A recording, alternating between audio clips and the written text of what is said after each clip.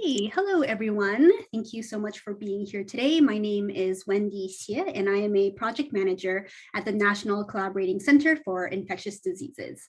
I would like to welcome you to this webinar where we will talk about structures of stigma in public health using HIV and monkeypox as examples and as lessons. I would like to first acknowledge that the University of Manitoba is located on Treaty 1 territory and the original lands of the Anishinaabe, Cree, Oji-Cree, Dakota, and Dene peoples, and on the homeland of the Métis Nation. I am joining this webinar from the unceded land and territories of the Anishinaabe Algonquin Nation. At NCCID, we strive to honor the lands and their original caretakers in our work, and we are committed to actively working with our partners towards reconciliation. So just a few housekeeping items before we begin. The chat tab will be used for communication with attendees, so please check there for updates. If you have any technical problems with Zoom, please send us an email using the email provided in the chat box. This webinar is taking place in English, and there will be an option to mute if you want. The question period will be at the end of the presentation and will take place in the Q&A tab. And I also will have some questions that were submitted prior to this webinar. Finally, the recording of this webinar will be available at nccid.ca under the webcasts tab shortly after the webinar. And now I would like to introduce our speaker, Dr. Malika Sharma. Dr. Sharma is an HIV and infectious disease physician and clinician teacher at St. Michael's Hospital. Clinically, she focuses on caring for people and communities who are often marginalized and oppressed by our healthcare systems, including those who use substances and people living with HIV. Her teaching and scholarly interests center on anti-racist and feminist practices within medical education, harm reduction, and the structural determinants of health. Thank you so much, Dr. Sharma, for joining us today, and I will now turn the mic over to you. Thank you so much for having me. I'm really excited to be here, and hopefully over the next little bit, I can share some of the ways in which I've been thinking about stigma and the structural determinants of health, specifically as they pertain to monkeypox. So I'm looking forward to getting into some of that with you. I'm just going to share my screen. And maybe just a quick thumbs up to let me know that you can all see that. Looks good to me. Perfect, thank you. So as you know, I'm going to be talking about structural stigma in public health and taking us through thinking about HIV to monkeypox and drawing some parallels between the two. So my learning goals for us together, and I'm learning in this too, is to understand stigma as a social and institutional practice, to develop an intersectional and structural understanding of stigma, and to consider how stigma is mitigated or perpetuated in public health and the clinical responses to the monkeypox outbreak. I apologize in advance if my voice sounds a little off, as everyone else in Canada right now. I'm a bit ill. I have no specific disclosures or conflicts of interest to declare. I will say that this is a bit of an insider-outsider perspective. So as mentioned, I'm an infectious disease physician. I'm not a public health practitioner. I am married to one, but I'm not a public health practitioner myself. And so I think that's an important perspective to consider and recognize that I'm not speaking from within the profession, but I'm also pretty public health adjacent by virtue of being an infectious disease clinician. So thank you, Wendy, for doing the land acknowledgement. I'd just like to acknowledge the land that I'm on, that I'm speaking to you from. I'm on the land that is the traditional territory of many nations, including the Mississaugas of the Credit River, the Anishinaabe, the Chippewa, and the Haudenosaunee, and the Wendat people, and is now home to many diverse First Nations, Inuit, and Métis people who have been and continue to be stewards of this land. I also acknowledge that Toronto is covered by Treaty 13 with the Mississaugas of the Credit River. I've been thinking a lot about land acknowledgements and how we can do them in meaningful ways, and I've learned a lot about land acknowledgements through an incredible activist and scholar, Rania El-Majamar, who talks about the importance of acknowledgement in context and coupling that acknowledgement to action. So understanding the context that we are living in now, both historically and geographically, as it pertains to Indigenous people in communities with us. And then thinking specifically about actions that I might take. Those actions can be in kind, those actions can be reflective or educational, or they can be monetary or pragmatic. And so for today, my action with regards to this talk and this specific land acknowledgement will be exploring with my children a symbol supported land acknowledgement, which is a really neat land acknowledgement that was shared with me by Stephanie Lurch, a colleague of mine who's in occupational therapy, that looks at symbols as a way to understand the land acknowledgement for people who perhaps can't read the written word. So I'm going to be going through that with my kids, and I will also be making a donation to Toronto Indigenous Harm Reduction, which if you don't know much about it, I encourage you to look them up. They're a pretty neat organization. So before getting into monkeypox and HIV specifically, I thought it was important for us to at least develop a bit of a shared understanding and language around stigma.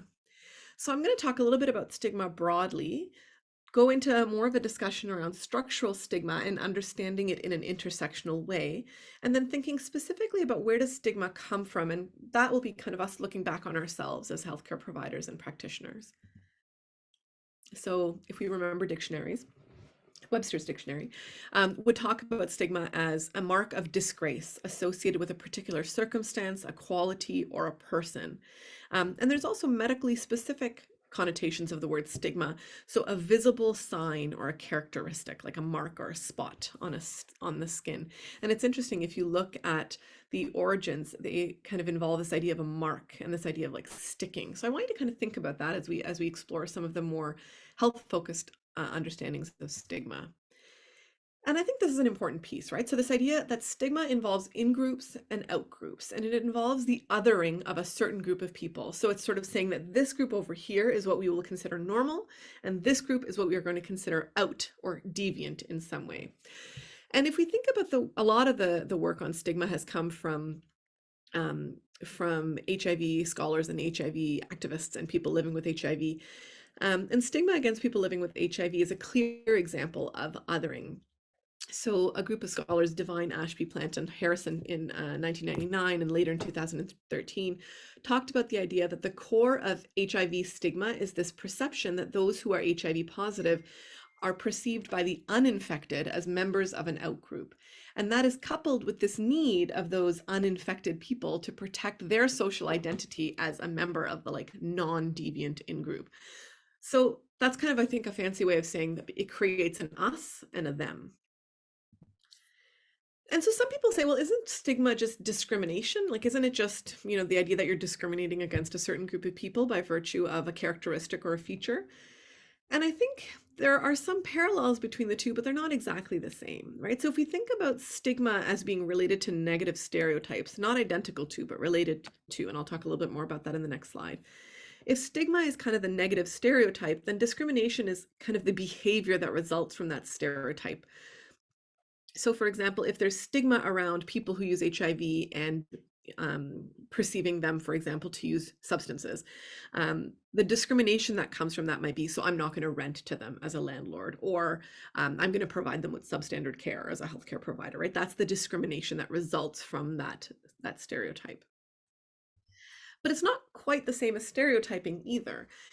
And I think it's important for us to recognize the idea of stigma as not an inherent, inflexible characteristic, but really something that is dynamic and created. It's a socially constructed process. And so Goffman talked a lot about this idea of stigma as like an attribute that is significantly discrediting, and it serves to create a spoiled identity. Parker and Aggleton, who have written a lot in the public health literature around stigma, talk about stigma as something that is not static, it's not immovable, it's not an object or a thing, but really it's a process, it's stigmatization, a constantly changing, often resisted social process.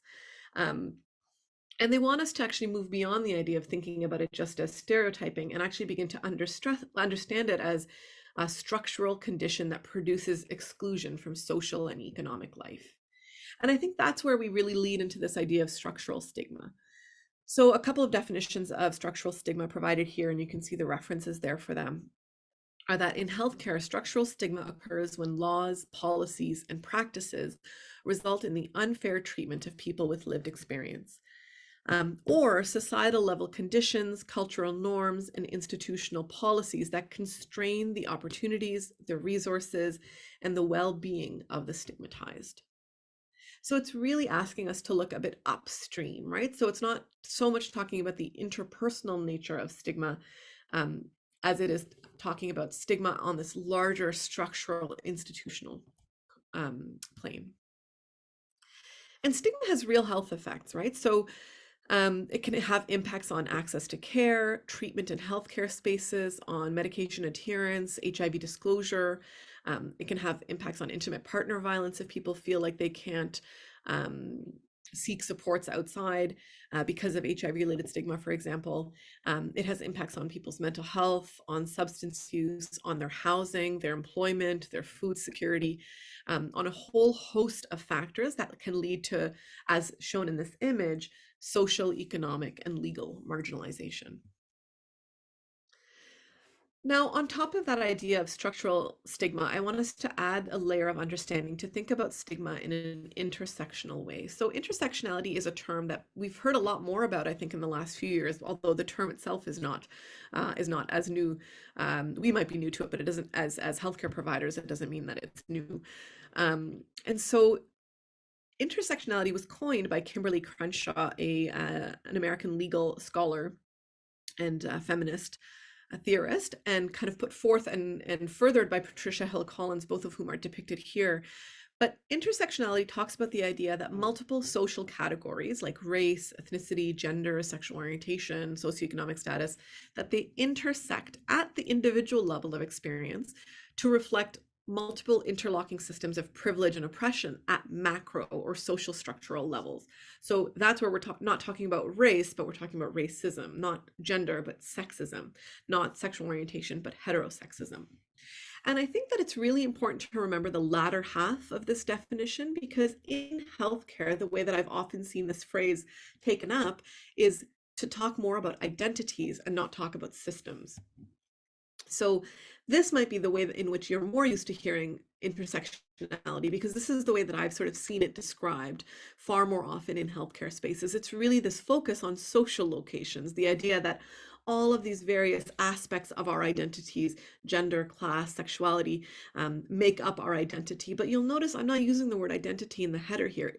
We're using the term social location, because it's not the idea that being a woman has a specific impact. It's the idea that being a woman has a certain value or location in our society, and by that create an interlocking system of privilege and oppression as it relates to the other aspects of identity. So it's like this latter part, I think, that's really important for us to remember, right? It's these systems and structures of power. So state government, laws, policies, public health, political and economic unions, religious institutions, media, all of these come together to influence the ways in which people's lived experiences play out by virtue of their social locations. And I actually think intersectionality is essential to understanding how stigma is experienced by different people. And, here I've put kind of different groups of people that are impacted. But you can see that it's even in like an image, it's difficult to depict this in a way that reflects the fact that these are not mutually exclusive categories. The reason why I put a little clock there is I've often heard the saying that, we don't wake up as a woman at 8 o'clock and then, we're brown at 10 o'clock. And then I'm talking about my own experiences here. And then a mother at 11 o'clock. Like you're all of those things all of the time. And it's very difficult to capture that, I think, in the ways in which we traditionally practice medicine and public health. And I think it's also important for us to remember that the experiences of individuals around stigma, whether it's related to HIV or monkeypox, is not additive, but in a way it's multiplicative, if that's a word, in terms of how these social identities and locations are experienced. So I quoted or cited Veraz Diaz here, who in 2019 did an experimental design with standardized patients. And so they actually had standardized patient simulations and observational techniques, and they used some quantitative questionnaires where they actually took over 200 medical students and put them through standardized patient encounters with 3 experimental scenarios. So they had one group where it was people living with HIV/AIDS who had gotten it through substance use. There was one group where they were going through a simulated clinical scenario with people who had HIV who had gotten it through unprotected heterosexual intercourse. And then in this third category was people who had gotten it via unprotected sex, largely men who have sex with men. And then there was a control condition where they were chatting with a standardized patient who had a common cold.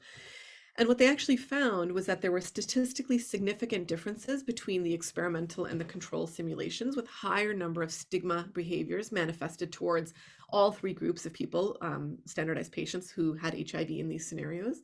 And the results actually also showed higher HIV-related stigma in the group that identified as men who have sex with men. So I think that that's a really sad, but also really interesting piece, right? That the HIV was sort of common to those 3 groups, and all 3 of them experienced healthcare associated stigma more so than the person presenting with a common cold, but it wasn't the same for all of them. I also put an asterisk beside the term MSM because I think it's also important for us to remember that this term itself is contentious, right? As are many of the terms that you see here. The term MSM, in fact, itself was not originally a particularly inclusive term, right? It was created as a term to categorize men who didn't necessarily identify as gay, and it really wasn't even meant to be an identity category. It's really kind of now, in a way, developed a life of its own, where it's like designating specific segments of a broader, societal group as a whole, and has become kind of this way of us as healthcare providers or as epidemiologists creating a shorthand for this like overarching behavioral category, as opposed to an identity that actual like real life people in real life scenarios actually relate to. And so I think that's an important thing for us to think about as well, how by virtue of us in our professions even creating these categories, how we shape people's experiences of health and wellness. So there's been a lot written on stigma and intersectionality, usually through and particularly through an HIV lens. And you can see some examples of some of those papers here. I think the key thing to think about with regards to these intersectional approaches is that it's a recognition of multiple co-occurring devalued social identities, and that these interconnected issues are actually far more salient to people's lives than the discrete categories that we sometimes think about. And I think it's also important for us to think about that these intersectional approaches, if we actually take an intersectional approach, the solutions that we might come up with for any given problem are going to be different.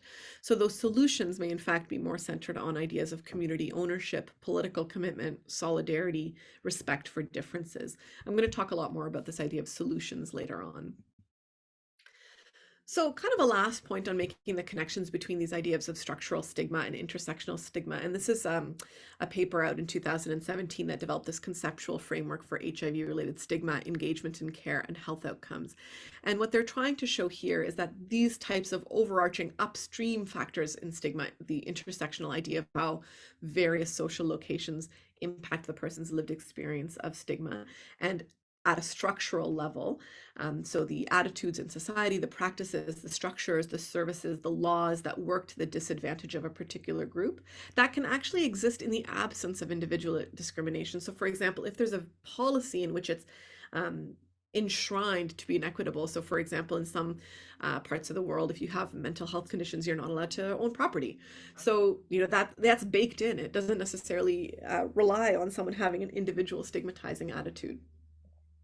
But it actually creates inequitable social policies, resource allocation, and inequitable distributions of opportunity.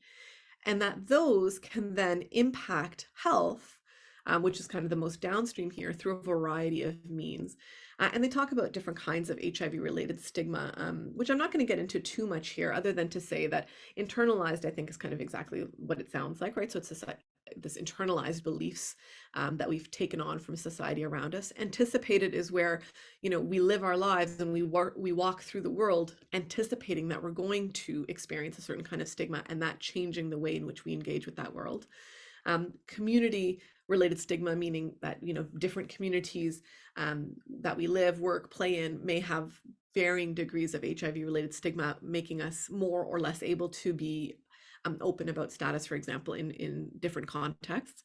And then the idea of enacted or experienced HIV stigma, which is like the actual experiences that people have had around stigma, and how all of those, through a variety of mechanisms, impact engagement in care and HIV related health.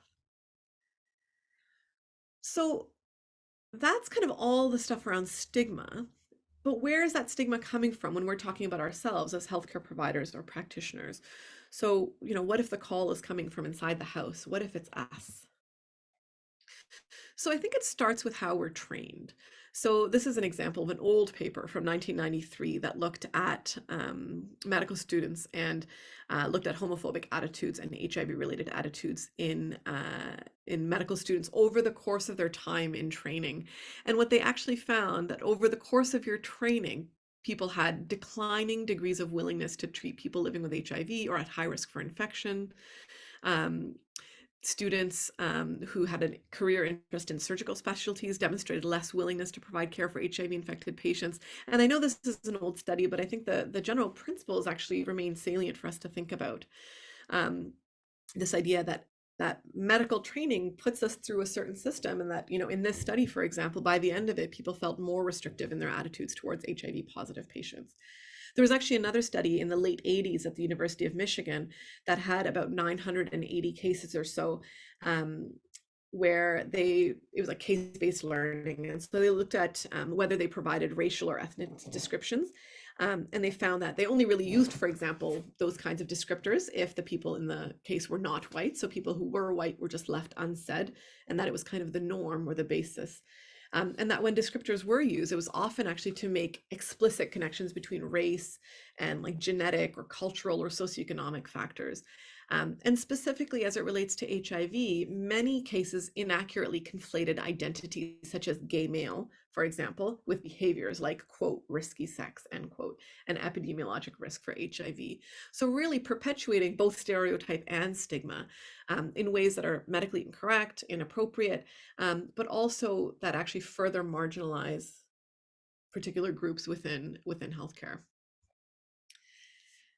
And so, I think that this begs the question, well, do words matter then in the ways in which we teach and train and practice medicine? And this was another study that was an experimental vignette study where they had medical students and residents randomized to read one of two chart notes, both talking about the same patient.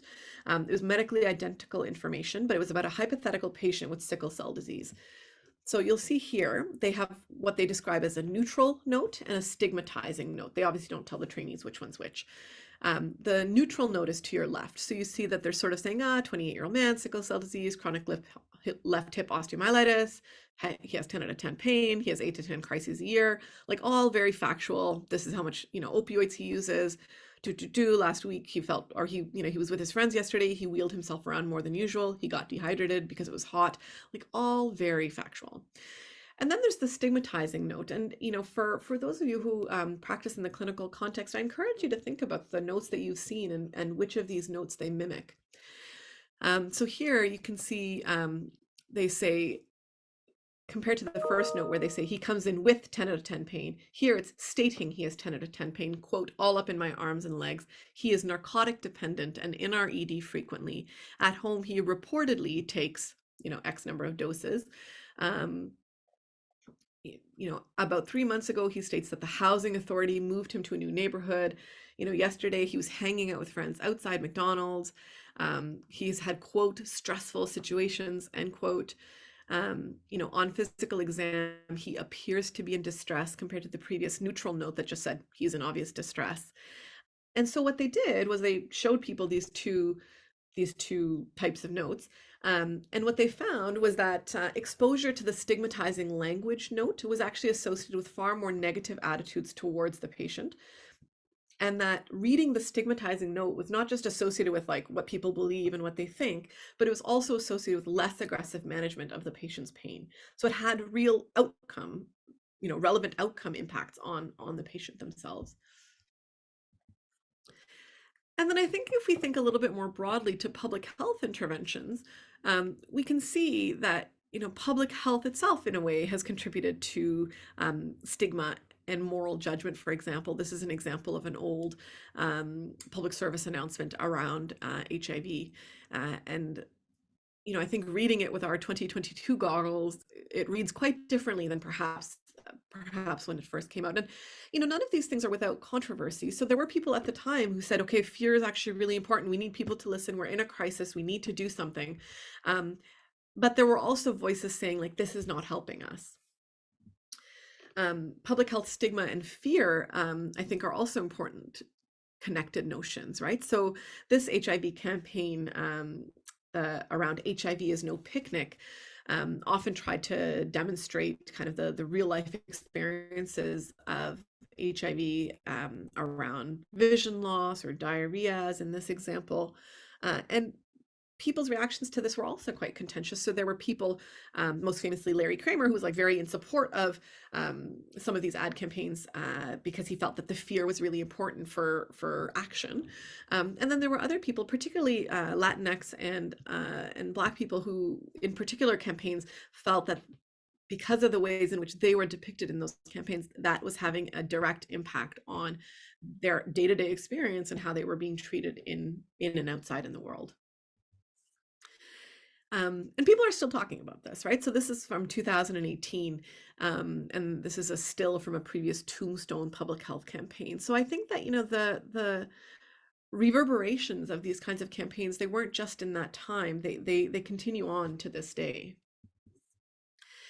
And so when I think about stigma and I think about us as healthcare providers and as healthcare practitioners and as public health providers, I do think it's important to reflect on ourselves as an important starting point. So what are our own social locations?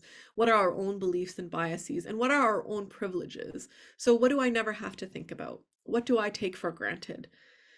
What never occurred to me? So sometimes we see, ad campaigns, not even necessarily in public health, like an ad campaign for a clothing company, where a whole bunch of us will look at that and say that's clearly racist, right? But there was no one on the decision-making table for whom that had obvious racist implications, because they didn't have that experience, right? And so that's actually the bigger question of what are the locations, beliefs, biases, and privileges of those at decision-making tables. And I think that's where this next piece becomes really important. Reflecting on the nature of our institutions is actually key. So as I said, kind of what are the perspectives of the people at those decision-making tables? Whose voices are missing? Where do we get our information? And who is considered the expert?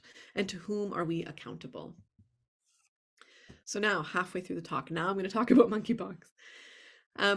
So, most discussions of monkeypox and stigma have centered on interpersonal or social stigma, so around issues of race or gender or sexual orientation, and I'll provide some examples of those. So, for example, many of you have probably seen discussions around the concerns that, particularly earlier in the monkeypox outbreak, most of the images that were being used to illustrate monkeypox stories involved Black people, and that created a situation in which it was actually quite stigmatizing for Black people, but also specifically people from Africa, where from many parts of Africa, where these outbreaks were happening and had been happening for a long time. I'm going to talk a little bit more about that as well.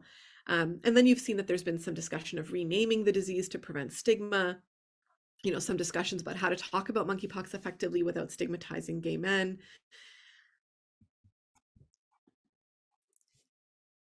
And I think that those discussions are important, and I think it's important for us to also recognize that structural stigma poses major health to the health, safety, and well-being of many people affected by monkeypox, beyond just the social or interpersonal aspects of stigma related to identity specifically, as we talked about.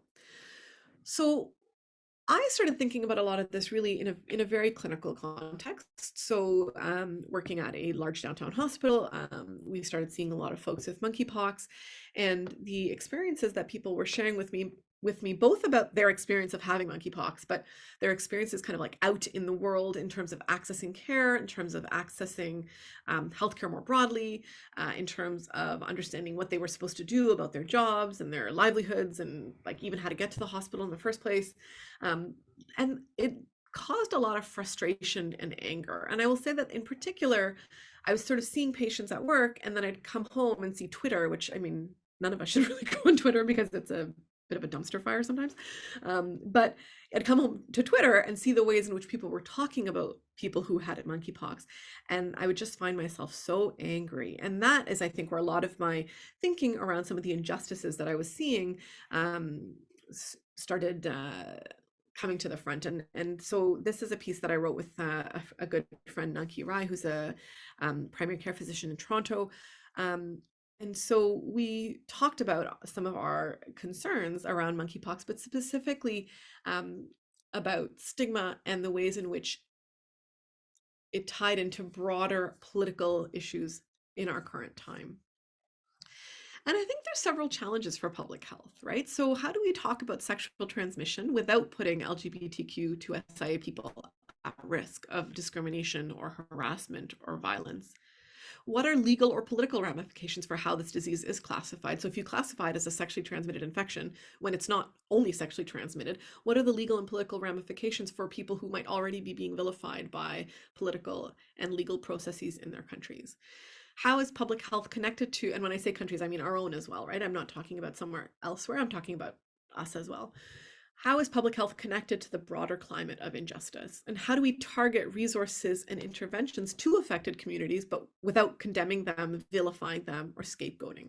And how do we address our own bordered understandings of infection? So I'll tackle that one first, sort of that bordered idea.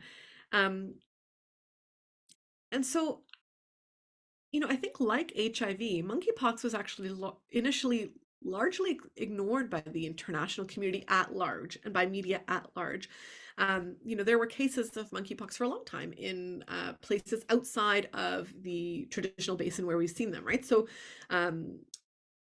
it was really only when the outbreak kind of crossed oceans and started to affect Europe and North America that we started to see a real uptake in conversation and concern around monkeypox, despite there having been a multi-country outbreak in non-endemic countries for a long time, actually.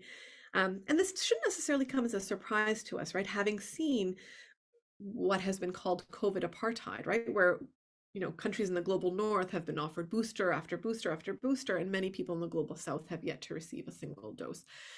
Last I checked, no one in Nigeria had been vaccinated against monkeypox, whereas we have obviously put out campaigns to vaccinate, which I'm not against. I think it's important for us to vaccinate people, but it's interesting our kind of bordered or constrained ideas of which public we're concerned about. And that's not to put blame on any single person or any specific public health institution, but it's actually all of our institutions. And by institutions, I mean our healthcare institutions, our public health institutions, our governments, and our international bodies as well. I think it's also important for us to remember that what we say matters. So this is an HIV timeline that is actually quite interesting online if anyone's interested to take a look. And you can see that in March of 1983, the CDC announced what at that time they called the 4 H's. So the 4 communities in which the most cases of AIDS, as it was called at that time, were seen. So homosexual men, Haitians, hemophiliacs, and people who use drugs. I'm trying to remember how that H came in there. And so heroin users is what they would call them. And so those kinds of classifications, besides being not entirely accurate, they have power, right? And they can be used to dictate borders, they can be used to police communities. And that's a really important thing for us to remember when we put out what may have been a well-meaning attempt to flag, for clinicians or flag for even individuals themselves. We have to recognize, what can this be used to do? What does this narrative make possible? And I think these are some examples of what that narrative makes possible, right? So if we think about HIV initially was also relegated as a quote unquote gay disease, right? Initially being known as gay-related immunodeficiency, with widespread media-driven kind of moral panic and judgment. And then you can see here, there's tweets about, comedians like David Chappelle making explicit and directly calling monkeypox a quote gay disease. This is a catastrophic failure of public health messaging that will result in discrimination and violence. And this individual commented more that, given the climate in the US, this is going to lead to a dark place with rampant homophobia. The New York Times, with these bowls for some reason that are being advertised to me, that's from 1982, that says new homosexual disorder worries health officials. So you can see the stigma that's kind of baked into that headline. And then this is Representative Marjorie Taylor Greene tweeting, if monkeypox is a sexually transmitted disease, why are kids getting it? And I don't think that she's asking that in an innocuous way, right? Like, if we know anything about her politics, if we know anything kind of about the other things that she's tweeted about gay and queer communities, we know that she's trying to make a particularly egregious and violent point, and is trying to scapegoat communities.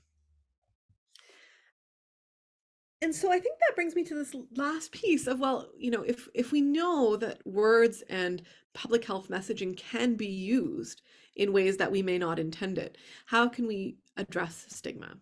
And so I think first we must recognize that we have social and societal power, that our words hold weight, that our words have a historical legacy, and that also they have future ramifications. And I think there are some things that we can do in the clinical space. And so I'd mentioned earlier at the beginning of this talk that sort of I was coming at this from an insider-outsider perspective. So this is my inside space, right? So for me clinically, what does this mean? It means creating spaces that are safe for people to, or safer for people to share their identities, to share their practices, to share what their concerns are, and to be seen in their entirety, and to have their health addressed in its entirety. In the clinical space, it also means focusing on practices and not identities, recognizing that people may identify in a variety of different ways. And if we only focus on looking for X illness in people who have X identity, we may miss a lot of people. And we also don't create the spaces in which people can share their full selves with us because we have already been trying to put them into a box or a category for ourselves. I think transparency is also really important in the clinical space, and I would argue probably in public health as well. So why are we asking the questions that we're asking? Why are we making the recommendations we're making? Why are we having this conversation at this particular moment in time? And I also think transparency about stigma, right? So recognizing that, I'm asking this question. I know that it may sound stigmatizing, or that, you may have experienced stigma around this aspect of your sexual practice, or, around your identity before. Here's why I'm asking it.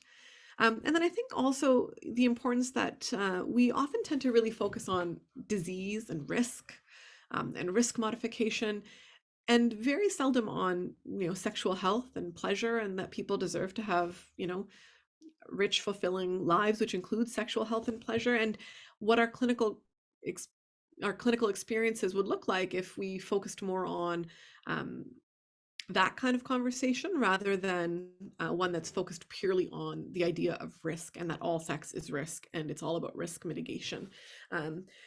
Because you can have sexual health and pleasure and risk mitigation, right? Those things can go hand in hand. It's the framing that's very different, and that I think creates different opportunities and different possibilities.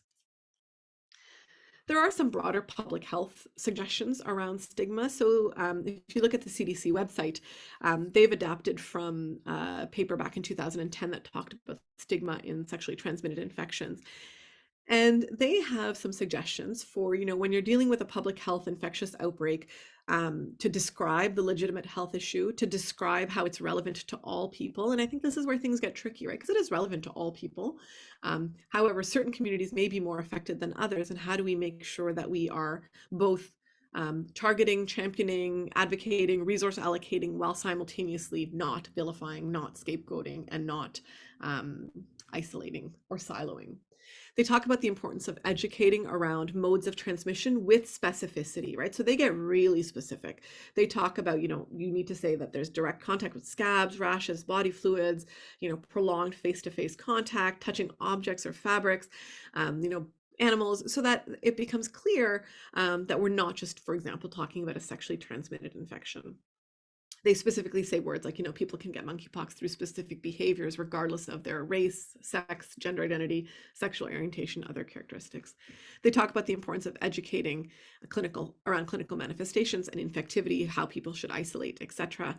And then they talk about the importance of framing, right? So inclusive language. So we need to, this affects us as opposed to them and they, which goes back to or echoes some of the language around othering that I was talking about earlier with regards to stigma. They also talk about the importance of non-sensationalistic language or images, including images that are positive, diverse, and credible. And you saw a little bit of that with regards to the concerns around early images that were being used. They talk about language that resonates with the audience and that concepts that the audience will be receptive to hearing or reading. I would have loved if they'd given a bit more information about what that meant or what that's supposed to mean, like, things that they're receptive to hearing or reading. I'm not quite sure what exactly that means or how it lands differently for different people. And then they talk about the importance of prevention strategies, symptom recognition, the treatable nature of monkeypox so that it minimizes fear, promotes action, and a sense of personal agency.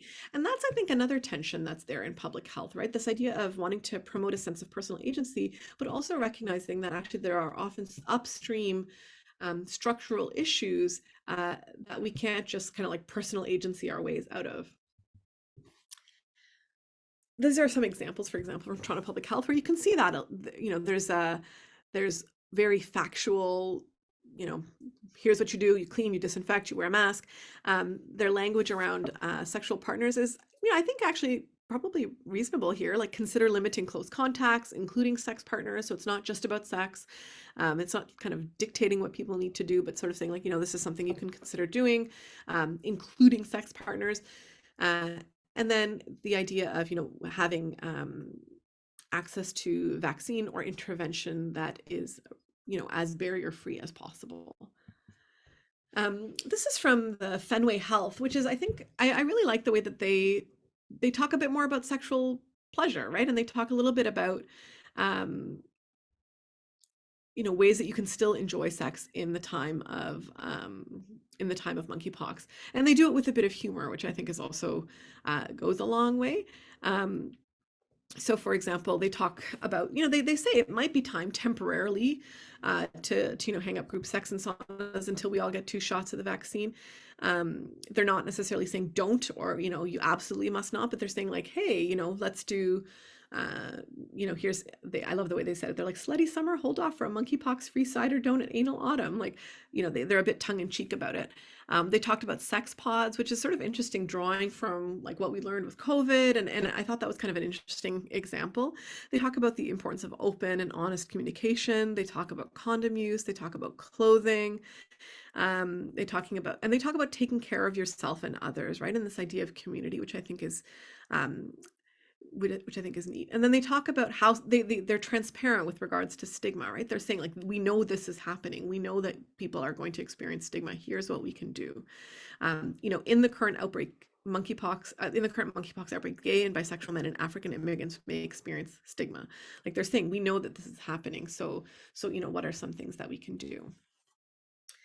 And I think that all speaks to the idea that, when we're faced with these kinds of outbreaks, it requires fast action, right? By definition, the action needs to be fast. But we can't really sacrifice that thoughtfulness for speed. We have to do both. So we have to recognize that what we put out there can be used against already stigmatized people and communities. And that, it's important to recognize that science can be used in the service of anti-queer ideologies, that stigma and misinformation. So, if we put just enough out there that it can be misconstrued, that in and of itself runs a risk for misinformation that may actually continue to uphold or enact unjust policies. And I think it requires a proactive recognition that that's going to happen, and that our research or our communication needs to reflect that. And that's not just kind of reshaping the narrative for its own sake, for semantics, but actually because those narratives make certain things and ways of thinking about people possible. And I've said this kind of in a couple of ways, but again, I do think we need to focus our resources on people and communities that are most affected, but while anticipating and preempting that stigma and scapegoating. And also asking like, why is that stigma and scapegoating even possible? What are the broader political discourses and political choices that have created an environment where that stigma and scapegoating is possible? And how are we as individuals and institutions participating in or upholding that? And then we also have to ask who is being rendered invisible and who is potentially not getting the resources they need. So, we see with monkeypox, we saw with HIV, we may be targeting our interventions on a certain community, but for example, if we're sort of focusing solely on the language of MSM and targeting communities based on that, we may be missing other definitions of community and other communities that are affected because they're not necessarily fitting in that one particular box in our minds. And then I think there's this importance of thinking and acting bigger, right? So we often focus on individual behavior modification rather than systemic issues like robust vaccine policies, access to testing and preventative health, access to structural supports that allow for safe isolation like housing and workplace protections, or HIV criminalization. Because I think it's important for us to recognize that, like HIV, like COVID, monkeypox also lays bare the ways in which racism, capitalism, heteropatriarchy, all of those continue to shape the material conditions of people's lives and their health, right? So we know that homelessness or precarious housing or working conditions, inadequate labor protections, that these will have impacts on people's ability to self-isolate, for example. And this relates to a concept that, if you're not familiar with, I really encourage you to read the work of Ruth Wilson Gilmore, who is an abolitionist scholar in the States, who talks about this idea of organized abandonment. So the idea that people have lost the ability to keep their individual selves, their communities, and their households together with adequate income, clean water, reasonable air, reliable shelter, transportation, and communication infrastructure. And she talks about how what's risen up in the crevices of this cracked foundation of security has been policing and prison. Another way that she's talked about this, particularly with regards to the COVID pandemic, but I think the same thing applies, unfortunately, with monkeypox, is the way organized abandonment or organized violence, in the way that people, households, communities, neighborhoods do not have equal levels of support and protection against the pandemic. So what are some of the things we can do? So one is to, I think without trying to sound cliche about it, I actually think it's essential to listen to and partner with communities. People exist in community defined in a variety of different ways, and communities are often the first to recognize new threats to their health and well-being. Structurally oppressed communities often bear the burden of infectious complications of structural violence like HIV, like COVID, like monkeypox. And those same communities have led the way in creating solutions and practicing collective care models. And I think it's important for us to just, question that word community a little bit, not question it in a critical sense, although critical in the critical thinking sense, absolutely. I think it's important for us to think about, what do we actually mean by community? It's not a monolith, and it's not necessarily community how we may define it in, again, those kind of like very epidemiologic categories of like MSM, queer women, racialized women, but actually community is defined in a variety of different ways, right? So community can be identity, but it can also be locality, right? So it can be geographic, it can be thinking about community outreach models in ways that we've seen in public health, right? Where community might be like this particular bathhouse or these public schools in this neighborhood.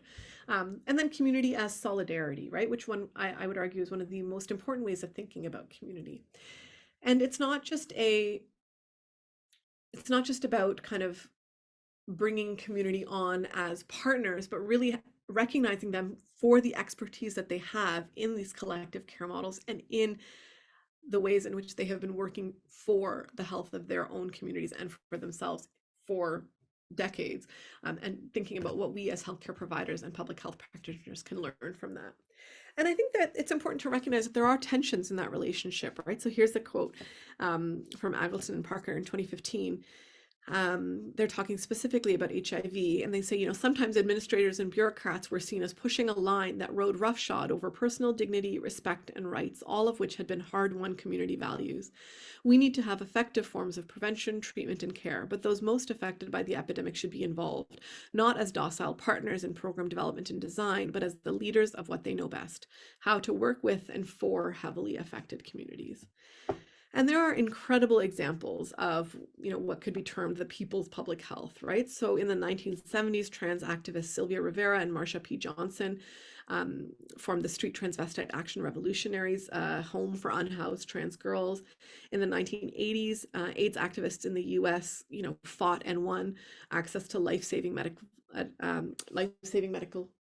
interventions and medications and the rightful involvement in setting research and policy agendas. And then in the 2000s, before it was legal to do so, communities affected by the opioid or drug poisoning crisis and overdose epidemic um, you know, found ways to get access to and train people in naloxone and how to use this life-saving intervention. Um, and you can see from the table of contents, right? They talk about the this idea of rule breaking as ethical, and some of those very ideas have now been become core tenets of particularly harm reduction based public health. And I think that relates to this idea of centering in the margin, right? So shifting knowledge production to the concerns of the most marginalized and privileging those voices in our discourses. And if I look at this now, I actually don't like my language in this sentence itself, privileging their voices in our discourses. It creates an us and them, and actually also assumes that, there aren't people from the margins within our own spaces, which there absolutely are. And I think it's also important to go beyond documenting inequities to analyze and take action against the power differentials and privileges that create and perpetuate such inequities. This is from the work of Ford and Eri Renbuya, who have done some really neat work on critical race theory and thinking about critical race theory in public health. So I encourage you to look at their work if it's not something you're familiar with, because I've found them quite powerful. So to summarize, we have institutional and societal power as clinicians like myself, as public health practitioners like many of you may be, and we must use it wisely. We have to recognize the impact of our choices in priorities and language, and the fact that those have implications in the broader world. And our attempts to address stigma must be structural, so achieved through upstream interventions, community orientation, and collaboration. So I will stop sharing if I can get my computer to work, because that's all I had to say. Thank you so much for the amazing presentation. I feel like there were so many excellent resources that we can all look into more as well. So we will now begin the question period in the Q&A tab. I also have some questions which were submitted to us prior to the webinar. And this is just a reminder to participants to please leave any relevant questions in the Q&A tab. And you can also give a question a thumbs up if you want to push it up in priority.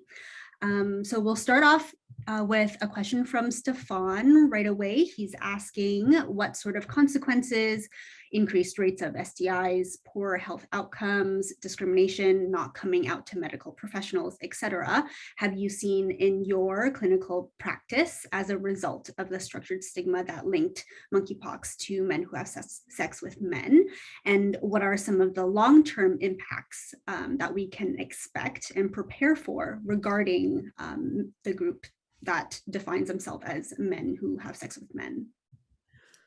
It's a great question. I mean, I'll say in my clinical practice, I've seen all of those impacts, right? Like I've had,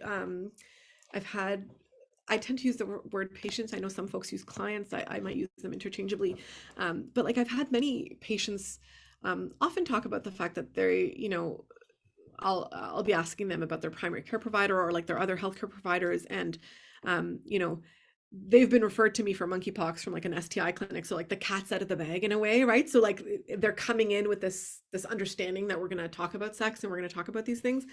But they'll often tell me that actually they're not out to many of their providers, that their providers therefore have not talked to them before about HIV pre-exposure prophylaxis. They haven't had site-specific STI testing, for example, rectal and throat swabs for gonorrhea or chlamydia ever, right? Some people, because they're not seeing providers who have a lot of, again, MSM as a problematic category, but like in their practice, or they have not talked to their practitioner.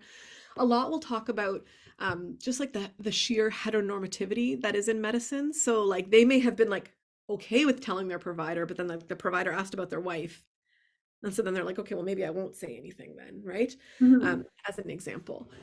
And so I've certainly seen that a lot. And I've certainly, I think it has implications in terms of, if you've never had, site-specific swabs, for example, like, there may be undiagnosed STIs, but even outside of sexual health specifically, even outside of like, this is someone who PrEP might have been a really great option, but it wasn't proposed to them. Even outside of STIs, I've had just, if we don't create a space where people can tell us about themselves, right? People can't necessarily bring their whole selves into that encounter, and then we may not have a chance to talk about wellness and sexual pleasure or sexual trauma, Mhm. right? So creating that kind of space, suddenly people can talk to you about, the challenges that they're having with their parents or their grandma, or, specific fears of like, my grandma lives with me. Can she get monkeypox? What does that mean for her? Right. And those are not conversations that we're seeing in the like broader media, right? Around, again, it's this almost idea that like sometimes the way that I see it in the media, it's almost like, and people have told me this in clinic too, it's like somehow MSM or like gay men, like that's like the only part of their identity, as if like they don't also live with their like nieces and nephews and their grandparents. And like we exist in community with one another, and we're multifaceted individuals, right? And sometimes the ways in which people are portrayed in the media and in public health, it silos us and it turns us into one-dimensional beings, which is a bit of a tension. It's not an answer to your question, but that's something that I've been reflecting on a lot, actually, from what I see in clinic. Mhm. And then in terms of the long-term impacts, um, I think there's impacts on the individual level and then on the kind of larger population level, right? At the individual level, I think people are not getting the best health care that they could receive, right? They're Mhm. not getting their primary healthcare needs met. They're not getting their preventative healthcare needs met. They are sometimes actively at risk for HIV or sexually transmitted infections because they're not, you know, having access to healthcare that would allow them to prevent some of those things. Mhm. Um, so I think that those are certainly there, and then at the population level, that just gets writ large, right? Mhm. Yeah, no, I think the topic of language, which came up a lot in your presentation, is a common theme, at the individual level. So frontline healthcare workers, as public health professionals, or like me, someone whose work is knowledge translation, and I'm a knowledge broker. So how do we approach the language and the narrative surrounding these situations is very important and really has a huge impact. So I think the next question I wanted to ask is, you touched on this a little bit in your presentation, but as people who have to communicate these situations to the public, or to other public health professionals, what can we do, in our use of language when we know and we can expect that the information, that we put out there is going to be used against different communities and different individuals? So what are some of the things that we can do to prevent further harm? I think it's a great question. And it's a hard question, right? And again, it's like insider outsider. I don't, I have not trained in public health. It's, I don't have the expertise that many people around this table will have. So I'm certainly not going to tell people how to do their jobs per se. Um, because I also I don't know, but at the same time, I do think it is like we can't what's the cliched saying, like an ostrich with your head in the sand. Like we can't have our head in the sand Mhm. and sort of like just say, okay, well, we're going to provide the factual information and hope for the best, Mhm. because we are purveyors of facts. Like we aren't purveyors of facts, right? Like we exist in society, right? And so the facts that may be as black and white as we think they are going to be used and taken up in ways that are outside of our control once they're put into the public sphere. And Mhm. so I think we have to be very, very cognizant of that. We have to be very cognizant of like, don't give them the soundbite. Like it's going to be used, right? Mhm. Right. So it has to be contextualized. Like everything has to be contextualized. You have to anticipate that it's going to be taken out of context. So how can you make it so that it's as difficult to do that as possible, Mhm. right? Right. Um, and then I think that there's this like upstream piece to that, which is also that, why are we in a place where there are people trying to do that with the language that we're putting out there, right? Like, who is in power? How have those people been put into power? Why is like queer scapegoating such political currency right now, Mhm. right? And what are the ways that we can not just like, you know, um, not just react and and be proactive only in language? How can we actually think about changing some of those structural pieces and actually talking about, these are the issues that impact people's health, here's what we need for housing, here's what we need for like economic stability, here's what you need to look for in your politicians, and if they're not doing this, they do not care about your health. Right. Exactly. Yeah, and I think, those existing structures of stereotyping and stigma outside of, our immediate healthcare or public health work led to the narrative surrounding monkeypox Mhm. quickly devolving into that disease classification or misclassification in this Mhm. scenario that you talked about in your presentation, how it suddenly became a discussion of sexually transmitted diseases.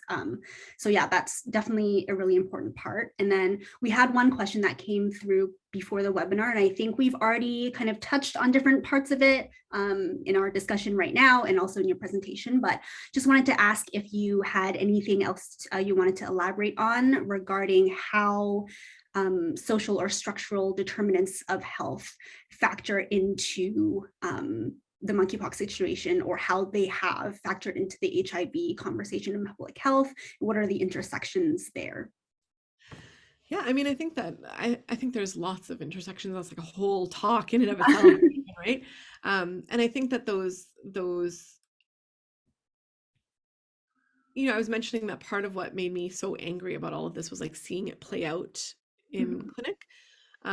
And it really was like how I was seeing it play out in clinic, right? So seeing language as a barrier to understanding like even someone's monkeypox risk, right? So, mhm, having people tell me, well, I didn't really think I was at risk for monkeypox because I'm not gay, mhm, right? Having sex with men, but that's not part of their like they're not identifying as gay, right? So they're like, I didn't think that I was at risk because that's not how I identify. Um, or, I didn't know I was at risk because I didn't actually understand those signs. And then someone, some friend said something to me, and now I realize that those signs, like what they meant, but they didn't, from a linguistic perspective, make sense to that person at the time. mhm, Um, so, thinking about language concordance and the implications for health for people who are language discordant with their providers.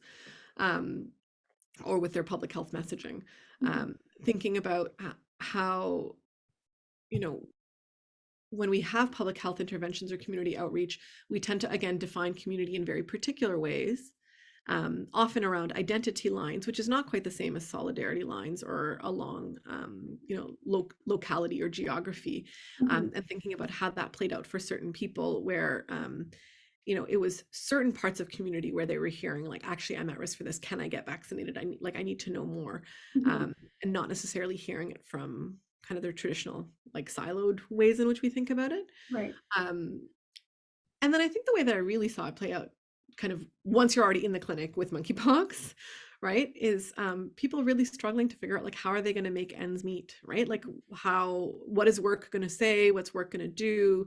Mhm, Like it's got the word pox in it, right? Like it's like a pox on our houses. Like it's very stigmatizing to have like a disease on your skin, mhm. right? That is then tied to sexual activity, that is tied to, you know, um, I think sometimes when we surround ourselves with people who are like also queer or who are, um, you know, open, we forget that actually there's still lots of people who aren't, Yes, right? for sure. And like for a lot of people, it's like now, like it's outing my sexual orientation Mhm, to everyone around me. mhm, Um, and I think the challenges that people had in um, particularly with our like workplace and labor mhm. protections in Ontario, people are really struggling. Like it's a long isolation period, right? If you're waiting until all your pox have healed and like scabbed over and this new skin has formed and that's your infectivity period, that can be quite long, Yes, for right? sure. And so that for me was one of the biggest challenges is like trying to figure out how to support people through that.